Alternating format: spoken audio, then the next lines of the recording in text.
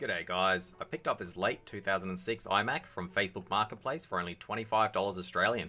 So today I thought we would try and do a fresh install of the latest officially supported version of macOS 10.7.5 codenamed Lion and see if it's still usable in 2025. Let's get into it.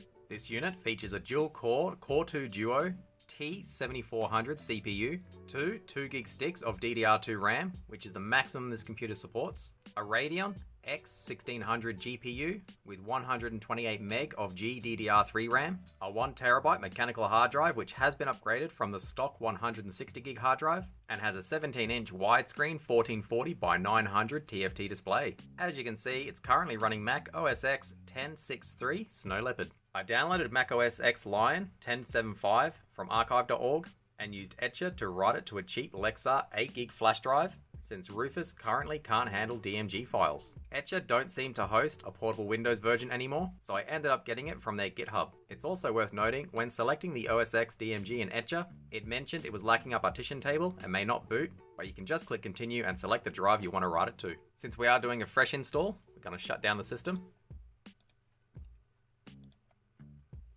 I'll insert the OSX Lion flash drive we created into the back of the Mac. And since we're using a Windows keyboard, just going to be holding down Alt while powering on the unit. We get to the boot menu, and as you can see, it does detect our EFI boot flash drive. Just click on that. After about a minute, we should get to the OSX Utilities menu. So first, we want to go to Disk Utility, click Continue.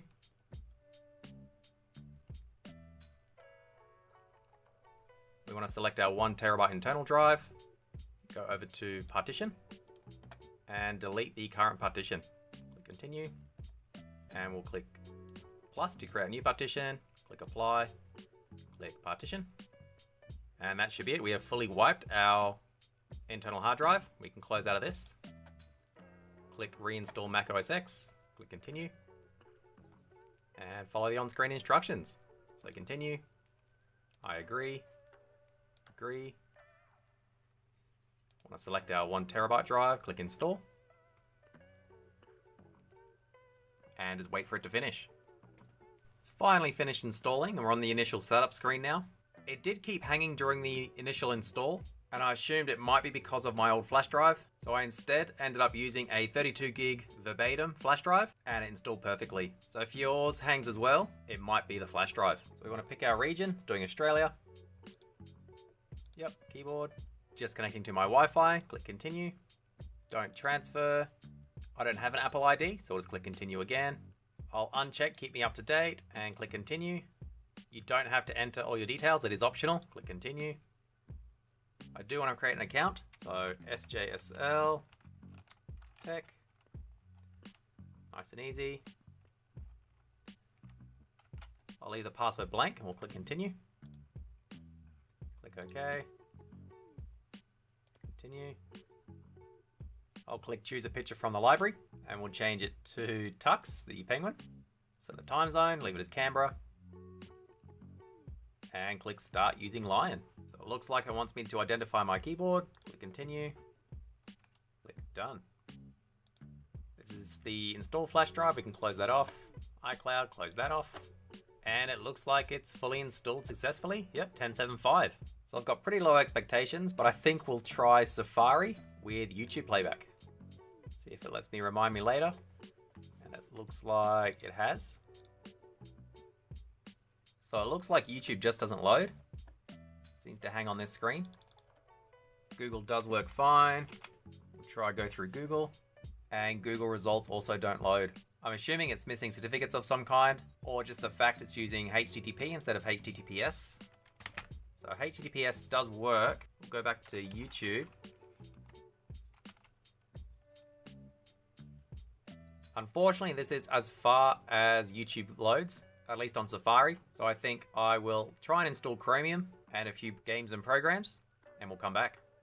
And we're back. I ended up installing Chromium Legacy, which is a port of Chrome, which does still run on these old macOS versions. I also installed Office 2011 and a few games from this time period. So again, we'll start with YouTube Playback. And it does fully load now, which is great. I also installed uBlock Origin just to give it the best chance. We'll try one of my old videos. So we're on full 1080p now. standard bitrate, and it is very choppy. As you can see, we're losing more frames than we're actually displaying. I think I'll turn it down to 720. So 720 does seem a lot better. We're dropping about 40% of the frames this time. Maybe closer to 50 actually. We'll skip through and see if it's laggy visually. And yep, it is still laggy. So 720p unplayable, at least in full screen. We'll change it down to 360.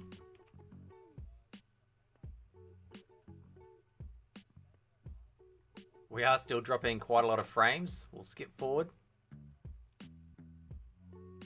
And it is still choppy, unfortunately. We'll go down once more to 144, which is the lowest quality available on YouTube. And we are still dropping frames in full screen. We'll go back to windowed mode. And it has stopped dropping frames. We'll slowly increase it again, back up to 360. Yep, so 360 windowed, seems perfectly fine, no drop frames. We'll go up to 720 windowed.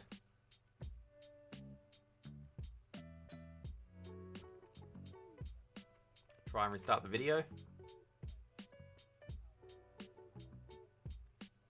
We've only dropped a handful of frames, 9. We'll go skip through.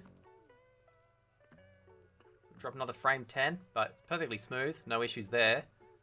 We'll try and get it up all the way to 1080.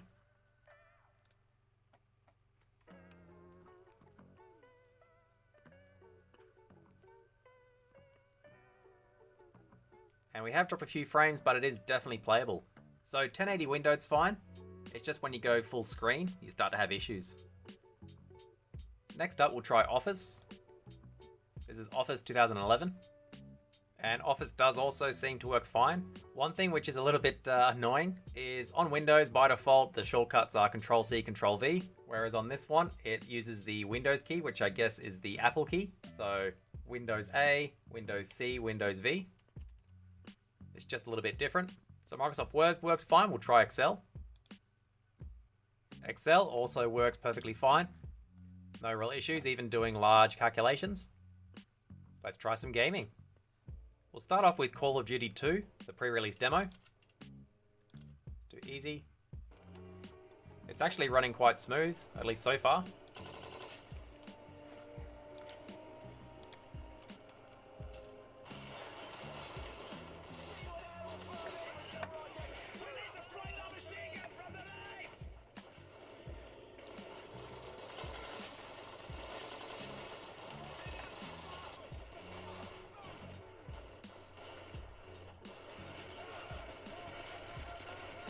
This runs perfectly fine on the default settings.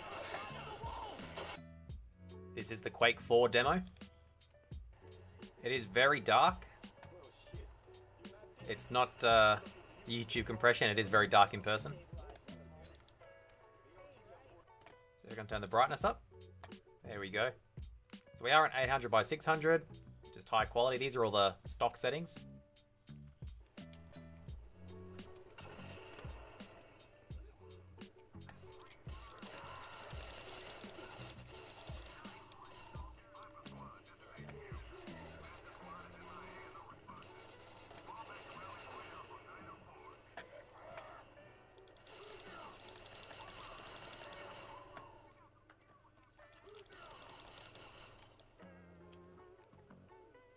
This game runs absolutely perfectly fine as well.